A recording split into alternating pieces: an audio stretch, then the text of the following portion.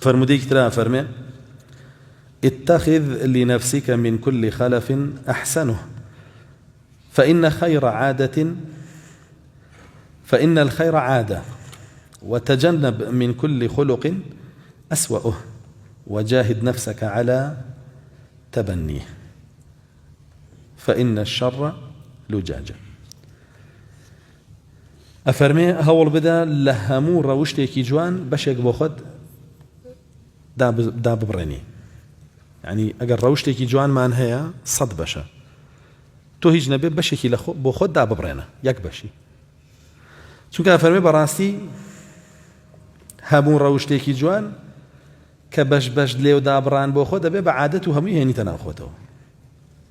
ولا همو شريكيش هول ببشي لخود اللي بكيته كبش لخول ليت كردو هيچ بيونا منه طاو باك بيتو بلا ما تور جولنا كي بقرا ور بقري لخراب لچاكيش لخوتها بكيته درو قرب سنه